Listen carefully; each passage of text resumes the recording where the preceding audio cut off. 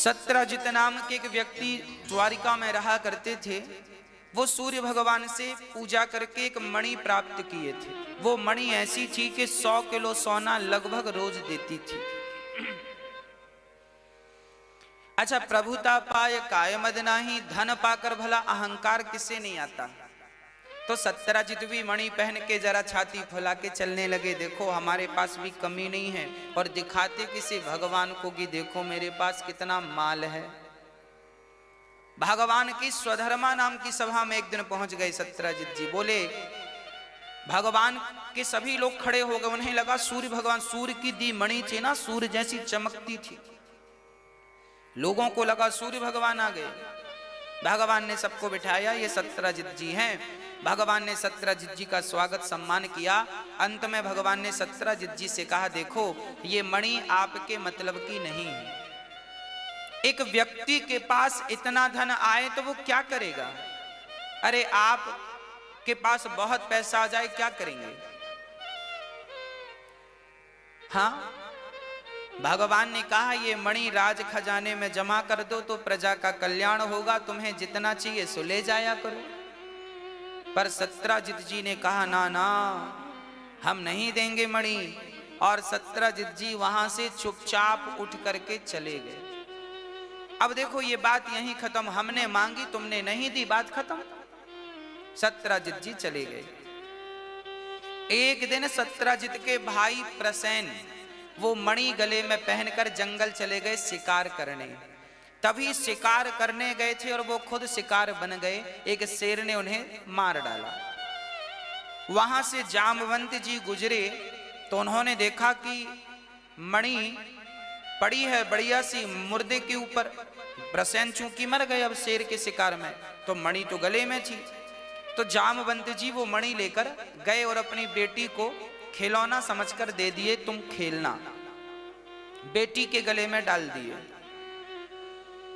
अब देखो सत्यजित के भाई तो जंगल में मर चुके थे, पर सत्यजित को यह संदेह हो गया कि कृष्ण ने मणि मांगी थी, हमने नहीं दी, लगता है हमारे भाई को मारकर मणि चुरा ली। भगवान को झूठा ही कलंक लगा दिया। कई बार ऐसा होता है, हमारे आपके माथे पे झूठा कलंक लग जाता है।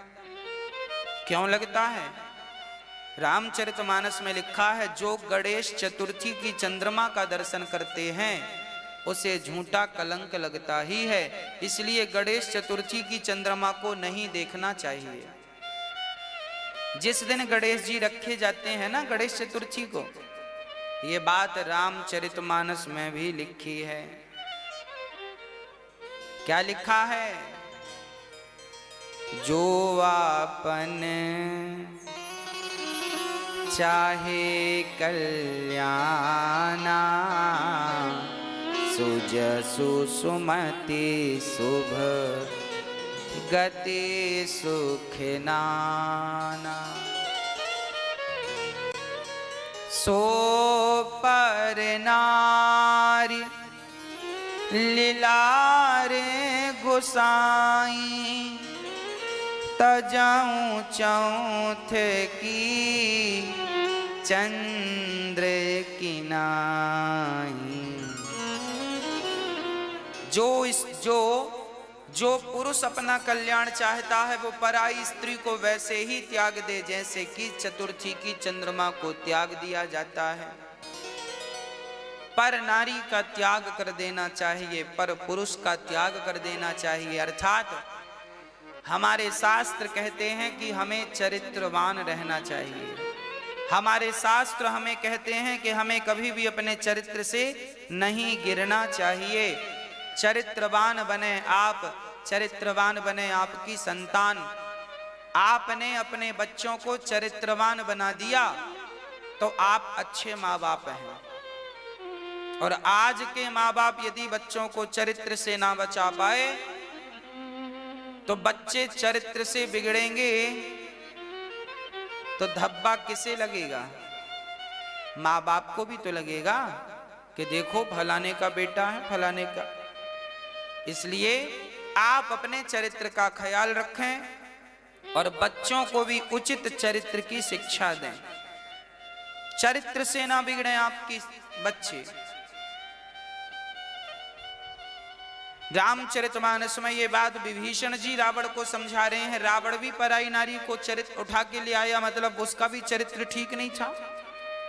किसी भी स्त्री को स्पर्श करना पाप है और रावण उठा कर ले आया। तो विभीषण जी समझा रहे हैं कि सुनो, अपना विनाश नहीं चाहते हो तो पराई स्त्री को स्पर्श ना करना।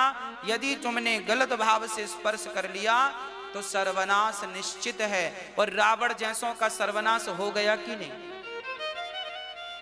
यदि रावण जैसे दिग्गजों का चरित्र गिरने से सर्वनाश हो सकता है तो अरे गहरे नत्थु खैरे की क्या कहें। इसलिए हर माँ बाप को चाहिए कि वो अपने बच्चों को चरित्रवान बनाए। हर बच्चों को संस्कार दीजिए कि वो चरित्रवान रहें, चरित्रवान बने। आज हमारे भारत में अधिकाधिक बच्चे, अधिकांश बच्चे चरित्र से गिरते ही जा रहे हैं। माँ बाप पढ़ने के लिए भेजते हैं बड़े बड़े स्कूल कॉलेज में, बड़े बड़े शहरों में, और बच्चे वहां पढ़ने के नाम पर अपना चरित्र बिगाड़ लेते हैं। माँ बाप भी कोई ध्यान नहीं देते। अरे आपकी बेटी परदेश में है, जरा देख लो कैसे रह रही है, किससे मिल रही है। हमारे शास्त्रों में एक बात कही गई है, हमारे यहां बैल, सांड बोलते ना, सांड, बैल को खुला नहीं छोड़ते। क्यों नहीं खुला छोड़ते? खुला रहेगा तो उत्पात मचाएगा, किसी को भी मारेगा, कहीं भी घुसेगा, किसी की भी दीवार तोड़ेगा। हाँ कि ना? सांड को बंधन जरूरी है कि नहीं? हाँ या ना? बंधन जरूरी है। हमारे शास्त्रों में भी स्त्री और पुरुष दोनों को बंधन जरूरी है। जो व्यक्ति आजाद है, याद रखना, ना तो पुरुष आजाद है ना तो स्त्री आजाद है। और याद रखना, जिस दिन तुम्हारी बेटी और तुम्हारा बेटा आजाद हो गया उसी दिन उसके सर्वनाश की निकटता है। सर्वनाश निकट होगा उस दिन जिस दिन आपकी बेटी और आपका बेटा आजाद हो जाएगा। इसलिए बेटों के ऊपर पिता का थोड़ा सा डर होना चाहिए। डर किस बात का? कि हम गलत करेंगे तो पिता है। और एक डर और होना चाहिए धर्म का। आपके बच्चों को ये पता होना चाहिए कि ये काम गलत है और गलत करेंगे तो पिता तो चलो माँ बाप से हम छिप छिपा के गलत कर लेंगे, दोस्तों से पड़ोसियों से बच जाएंगे, पर भगवान से कैसे बचोगे आखिरी हिसाब जब होगा। इसलिए डर, हमें ईश्वर से थोड़ा सा डरना चाहिए, धर्म से डरना चाहिए, गलत करने से डरना चाहिए। इसलिए हम आजाद नहीं हैं, हमारे ऊपर, याद रखना, जब कोई राजा बनता था ना आज के हजारों साल पहले, तो राजा होता था, सबका राजा है, उसके ऊपर कौन है? तब राजा के ऊपर मोर का पंख, मोर का लंबा सा पंख राजा की पीठ में महाराज गुरुजी मारते थे। गुरुजी राजा की पीठ में मोर का पंख, 2 पंख मारते थे, सिर पे 2 पंख मारते थे। इसका अर्थ क्या है? वो गुरु राजा से कहा करता था, राजन सारी दुनिया अब तेरे नीचे है, पर तेरे ऊंचे, ये तेरे ऊपर देखिए जो मैं दंड मार रहा हूं, ये काल का दंड है, अर्थात तेरे ऊपर अब केवल भगवान है। तो भगवान से बच के रहना, क्योंकि उसकी अदालत में जब हिसाब होगा तो बचेगा कोई नहीं। बेटियों के बारे में लिखा है कि लड़की जब छोटी होती है तो पिता के संरक्षण में होती है। हाँ या ना? बोलो। जब बेटी जवान होती है, शादी होती है, जब तक बिटिया की शादी ना हो जाए तब तक बेटी की सुरक्षा माँ बाप की जिम्मेदारी है। आपकी बेटी यदि बिगड़ गई तो बेटी की गलती केवल 40% है, 60% गलती माँ बाप की मानी जाएगी। कहां थे तुम? अंधे हो गए थे क्या? क्यों नहीं ध्यान दिया?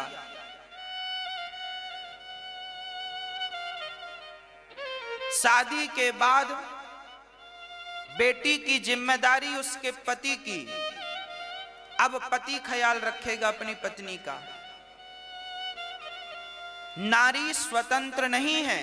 नारी जन्म से शादी तक पिता के मार्गदर्शन में रहती है, उसके बाद पति के मार्गदर्शन में रहती है। और जब पति ना हो तो फिर वह मां, वह स्त्री पुत्र के पास होती है। पुत्र ही उसकी रक्षा सुरक्षा की जिम्मेदारी लेता है। नारी स्वतंत्र हो गई तो सुपड़खा स्वतंत्र थी। नारी यदि स्वतंत्र होगी तो वो सुपड़खा ही बनेगी। ये अटल सत्य है, ये मैं नहीं, शास्त्र कह रहे हैं। नारी यदि स्वतंत्र हो गई तो वो सुपड़खा ही बनेगी। इसलिए नारी स्वतंत्र नहीं होती, पुरुष भी स्वतंत्र नहीं होता। ना मैं स्वतंत्र हूं ना आप स्वतंत्र हैं। मेरे ऊपर भी माँ बाप हैं और माँ बाप के ऊपर भी मेरा परमात्मा है जो मुझसे हिसाब लेगा। और तुम्हारे ऊपर भी तुम्हारा पिता है, तुम्हारा पति है, तुम्हारा पुत्र है। इसलिए हम स्वतंत्र ना माने अपने आप को। आज जो बेटियां स्वतंत्रता से घूमती हैं, अरे बाजार में घूमना बुरा नहीं है, शॉपिंग करना बुरा नहीं है, अमेरिका लंदन जाना भी बुरा नहीं है, परंतु विचार यह करो कि तुम्हारे साथ कौन है। कौन है तुम्हारे साथ? किसके संग जा रही हो अमेरिका? किसके संग दिल्ली घूम रही हो? किसके संग मुंबई घूम रही हो? माँ बाप ने बच्ची को दिल्ली पढ़ाने भेज दिया तो माँ बाप का ही तो कर्तव्य था कि एक बार जाकर देखें कि बेटी क्या कर रही है, दिल्ली में पढ़ रही है कि और कुछ कर रही है। अकेली बेटी को क्यों भेज दिया? आज तक शास्त्रों में कभी किसी पिता ने, किसी भाई ने, किसी पति ने स्त्री को अकेली भेजा है? अरे थोड़ी देर के लिए राम ने सीता को अकेला छोड़ा। लक्ष्मण को छोड़ के आए थे ना राम कि लक्ष्मण तुम सीता की रक्षा करना। और जब लक्ष्मण भी चले गए, सीता थोड़ी देर के लिए अकेली हुई, तो सोचो सीता जैसी नारियों को भी अकेले में रावण जैसों ने नहीं छोड़ा, तो आज की सीता को आज का रावण छोड़ेगा, उठा के ले नहीं जाएगा? शास्त्र कहते हैं स्त्री अकेली ना हो। कौन हो साथ में? या तो पिता हो, या तो पति हो, या तो पुत्र हो। अकेला कोई भी होगा बिगड़ने की 99% संभावना है, चाहे स्त्री हो चाहे पुरुष हो। ये बातें हम सबके लिए कर रहे हैं। पुरुष को भी, आजकल के बच्चों को भी अकेला नहीं छोड़ना चाहिए। आजकल के बच्चे भी जाते हैं पढ़ने के लिए, थोड़ा सा माँ बाप हम कहते हैं ठीक है भेज दिया पढ़ने, थोड़ा सा ध्यान तो दिए रहो। कभी तुम ही चोरी चोरी चुपके चुपके चले जाया करो, मुआयना कर लिया करो कि बेटी क्या कर रही है, बेटा क्या कर रहा है। जाओ समय निकाल के देखो तुम्हारी बेटी को, दूर से खड़े होके देखना कहाँ आती है, कहाँ जाती है, क्या खाती है। आपके बेटे को भी देखना कहाँ जाता है। पढ़ने तो आया है बेंगलोर, पर पढ़ने के नाम पे कर क्या रहा है? जरा आंखें तो हों। कैसे आप विश्वास करेंगे उसकी बातों पे? वो सही बोल रहा है। चोर कभी कहता मैंने चोरी की है? इसलिए माँ बाप, आजकल के माँ बाप लापरवाह हो गए हैं, इसलिए बच्चे बिगड़ रहे हैं। माँ बाप लापरवाह ना होते तो बच्चों के बिगड़ने की संभावनाएं कम होती। इसलिए लापरवाही माँ बाप करते हैं, बाद में फिर रोने बैठ जाते हैं बेटी। फिर लड़की और लड़के शादी, आजकल शादी कर लेते हैं, लव मैरिज कर लेते हैं, कोर्ट मैरिज कर लेते हैं, माँ बाप को बताए बिना भाग जाते हैं बच्चे। किसकी गलती है? माँ बाप की भी तो गलती है। तुमने छोड़ा क्यों? ध्यान क्यों नहीं दिया? महीने में 1-2 बार जाना चाहिए था ना, ताकि बच्चों को ये, अरे जाओ मत मिलो, दूर से देख के आ जाओ। लोगों से पूछो भाई ये कैसा है, ये यहाँ रहता है, रहती है, ठीक है, आचरण ठीक है, व्यवहार ठीक है। देखो आजकल हम दिल्ली और मुंबई में देखते हैं, बड़े बड़े शहरों में आपकी बेटियां पढ़ने जाती हैं, बड़े बड़े शहर बेटे पढ़ने जाते हैं, और वहां शाम को 6 बजे हम सड़क में देखते हैं मधुमक्खी की तरह चिपके मिलते हैं। हर बड़े बड़े शहर का आलम है। कौन है? वो भी तो किसी की बेटी होगी, वो भी तो किसी का बेटा होगा। तो चरित्र से गिर रहे हैं कि नहीं? अरे बच्चे तो हमारे ही हैं। कौन है इसका जिम्मेदार? बंबई में हम समुद्र के किनारे गए एक बार, वहां कार्यक्रम था तो हम गए, चलो भाई समुद्र का दर्शन करे आवे। समुद्र का दर्शन गए करने तो वहां पे बहुत सारे लड़का लड़की बैठे, सब प्रकार से वहां पे छूट है। हजारों की संख्या में, एक दो नहीं हजारों की संख्या में लड़का लड़की वहां बैठे।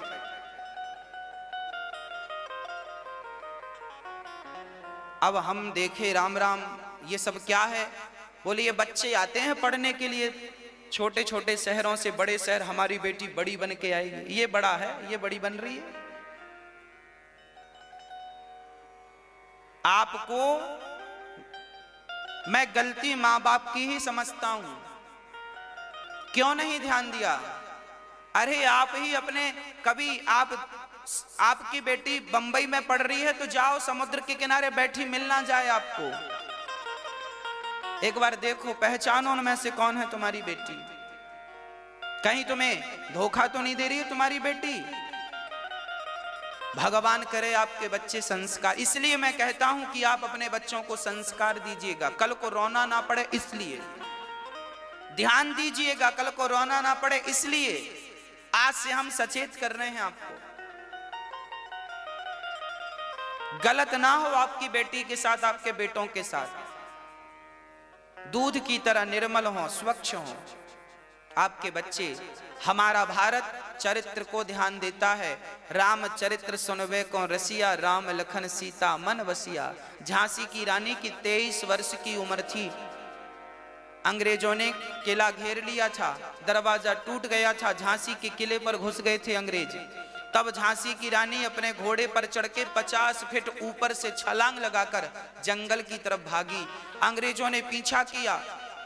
जब जंगल में पहुंची तो भागते भागते अंग्रेज ने गोली मारी, तो गोली जाकर के उसके घोड़े के पांव में लगी और घोड़ा गिर गया। गोली लगी, घोड़ा मर गया। अब घोड़ा मर गया है, अब भागे कैसे? चारों तरफ से अंग्रेजों से घिरी थी झांसी की रानी। तब वहां जंगल में एक महात्मा जी बैठे ध्यान कर रहे थे भगवान का। उनकी घास की कुटिया थी। उस घास की कुटिया को, उस घास को अपने ऊपर डाल लिया झांसी की रानी ने और उस घास में आग लगा दी। झांसी की रानी जिंदा जलने लगी। तो वो साधु बोला, बेटी क्यों जिंदा जल रही है? तब झांसी की रानी ने मरते समय कहा था कि महात्मा जी कह देना मेरे भारतवासियों से कि जब तक जिंदा थी तो वह अपने देश की रक्षा कर रही थी। अब मैं मर नहीं रही हूं, अब तो मैं अपने चरित्र की रक्षा करने जा रही हूं। यदि मैं जिंदा अंग्रेजों के हाथ लग गई तो ये भारत की बेटी को नोच नोच कर खा जाएंगे। और भारत की बेटी मर जाती है पर वो अपने आप को किसी के हवाले नहीं करती। ये भारत का चरित्र है। स्वामी विवेकानंद जी से एक बार एक महिला ने कहा, आप बहुत सुंदर हैं। स्वामी जी बोले, तो हम क्या करें? बोले, आपसे हम एक पुत्र चाहते हैं। एक विदेशी महिला थी, विदेश शिकागो में प्रवचन करने गए थे। तो वहां की एक महिला बोली कि आप बहुत सुंदर हैं, एक बार आप और एक विवेकानंद और होगा तो और विवेकानंद होंगे और लाभ मिलेगा, आप जैसे महापुरुष मिलेंगे। इसलिए हम आपकी पत्नी बनना चाहती हैं, आप हमें स्वीकार कर लीजिए। स्वामी विवेकानंद जी ने कहा, देवी क्या तुम्हें मेरे जैसा बेटा चाहिए? बोले, हाँ बिल्कुल आपके जैसा। तब स्वामी विवेकानंद जी ने कहा, तो ठीक है, फिर मैं आज से आपको अपनी माँ कहता हूँ, तुम मुझे बेटा कहना, मैं आज ही तुम्हारा बेटा बनने को तैयार हूँ। स्वामी जी उसके चरणों में गिर गए और उसका पुत्र बनना स्वीकार किया, पर अपने चरित्र पर दाग लगाना स्वीकार नहीं किया। ये भारत का पुरुष है और ये झांसी की रानी भारत की बेटी है। ऐसे बेटा बेटी हमारे यहाँ होते थे। राम के पास आई तो थी सुपड़खा, शादी कर लो। राम भी तो कर सकते थे शादी, सुंदर भी थी, पर नहीं। भारत का पुरुष एक बार जिसे अपनी स्त्री कह लेता है, स्वीकार कर लेता है, उस स्त्री के बाद फिर जितनी भी स्त्रियां होती हैं, या तो उसकी माँ होती हैं, या तो उसकी बहन होती हैं, या तो उसकी बेटियां होती हैं। ये भारत का, ये सिर्फ भारत का चरित्र है, ये अमेरिका जापान का चरित्र नहीं है। वहां तो कपड़ों की तरह पुरुष बदले जाते हैं और स्त्रियां बदली जाती हैं। ये सिर्फ भारत का चरित्र है। और इस चरित्र को आप ही बनाए रखें, आप ही, आपकी संतान ही बनाए रखे। आप ही चरित्र से गिर गए तो आप उम्मीद किससे करेंगे, किससे आंखें मिलाएंगे। और याद रखना, आप दूसरों से झूठ बोल सकते हैं, पर आप कभी अपने आप से झूठ नहीं बोल सकते। जब कभी आप अपने आप को बताएंगे तो आप अपने बारे में अपने आप को क्या बताएंगे? यही कि तुम भी चरित्र से गिरे हो ना। कभी आप अपने आप को ये ना बताएं कि तुम भी गिर गए हो, ना ना ना। आप अपने आप में स्वच्छ रहें, आप बिल्कुल पवित्र रहें और चरित्रवान बने। आपका कैरेक्टर अच्छा तो सब अच्छा। स्वामी विवेकानंद जी एक बार मिट्टी की गिलास में, कुल्हड़ में दूध पी रहे थे। स्वामी विवेकानंद जी मिट्टी के कुल्हड़ में दूध पी रहे थे। तभी एक विदेशी आदमी आया और वो सोने की गिलास में दूध पी रहा था। स्वामी जी से कहा, देखो तुम्हारे देश की नारी मिट्टी की तरह है और हमारे देश की नारी सोने की तरह है। तब स्वामी जी ने कहा, देख भाई, सच कहा है तूने, आपके देश की नारी सोने की तरह है। सोने की गिलास को कोई एक आदमी उपयोग करे तो दूसरा भी कर सकता है, तीसरा भी कर सकता है, पर मिट्टी की गिलास को एक बार किसी ने उपयोग कर लिया, मुंह से लगा लिया, तो मिट्टी मिट्टी में मिल जाएगी, पर दूसरे के काम नहीं आएगी। ये भारत की नारी का चरित्र है कि वो एक बार किसी की हो गई, पत्नी बन गई तो वो मर जाएगी, पर स्वप्न में भी किसी पराये पुरुष को पति का स्थान नहीं देती है। ये भारत का चरित्र है। अब आप देख लो कि आप इस चरित्र में कितने खरे उतर रहे हैं, कितने परसेंट हैं आप और कितने परसेंट आप बिगड़ चुके हैं।